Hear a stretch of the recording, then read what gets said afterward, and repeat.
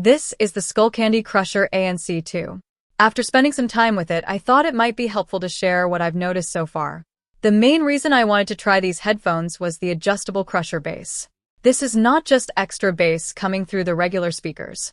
The ear cups create a physical vibration that I can actually feel. It is similar to sitting near a subwoofer, although the effect is happening around my ears. There is a wheel on the left ear cup that controls how strong this vibration feels. I like the wheel because I can make small adjustments while listening. I do not need to open the app every time. I usually keep the crusher level below 20% for music. That gives the low end some physical presence without covering everything else. When I turn it higher, the ear cups shake quite a bit. It can be fun with electronic music, hip-hop, action movies, and some games.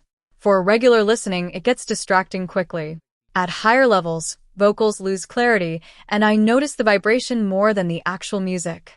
Even with the crusher effect turned down, the sound is still bass-heavy. Out of the box, I found the mid-range a little recessed. Vocals did not sound as clear as I wanted, and some songs felt muddy. I had better results after using the SkullIQ app. The app includes an equalizer and a personal sound test. The test plays quiet tones while background noise is running. It took me about 5 minutes. The profile it created brought out more detail in voices and higher frequencies. I still made a few EQ changes afterward, but the personal profile gave me a better starting point.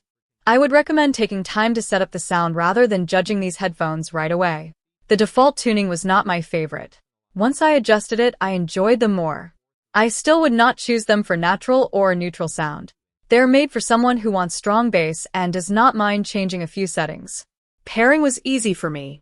I held the orange power button until the headphones entered pairing mode, then selected them on my phone. The Bluetooth connection stayed stable during normal use around my home. These also support multipoint, so I can connect them to my phone and computer at the same time. That has been useful when I am listening to something on my computer and a call comes through on my phone. The controls are physical buttons rather than touch panels. I prefer that because I can find them without looking. The app also lets me change what some button presses do. I set up the controls around the actions I use most, including playback and voice assistant access. There is also voice control using the Hey Skullcandy command. It worked most of the time in a quiet room. I could change the volume or skip a track without reaching for the headphones. I did not use it much outdoors because background noise made it less consistent. Battery life has been one of the easier parts of living with these. Skullcandy rates them for up to 50 hours with noise canceling on and up to 60 hours with it off. I have not needed to charge them often during my normal routine. A short USB-C charge can also provide several more hours of listening, which helps when I forget to charge them ahead of time. There is one battery-related issue that bothers me. These headphones do not detect when I take them off. Music keeps playing unless I pause it myself. They also do not reliably protect me from forgetting to switch them off. I left them powered on overnight once and lost a large part of the charge. Since then, I have made a habit of checking the power button when I am done. The active noise canceling is useful for steady background sounds, but it is not very strong. It reduces some fan noise and low engine hum. Voices and sharper sounds still come through. When I compare it with Bose Quiet Comfort headphones or AirPods Pro, the difference is clear. Those products handle outside noise better. There is an adjustable ambient mode when I need to hear what is around me. It works well enough for a short conversation or an announcement. I would still take the headphones off if I needed to talk to someone for more than a moment. The microphone is fine for casual calls. My voice came through clearly enough indoors. In a noisy outdoor area, it picked up more background sound than I wanted. I would use it for normal phone calls or an online meeting, but I would not expect studio-like voice quality. These weigh about 332 grams, and I noticed that weight after a while. The headband has soft padding, and the ear cushions are thick, so the pressure is spread out fairly well. My ears still become warm during longer listening sessions. The openings inside the ear pads are also a little narrow for me, so the padding touches the edges of my ears. The fit is secure while I am sitting, walking, or working at a desk. I would not use them for running. The weight makes them shift when I move my head quickly, and there is no official water or sweat resistance rating.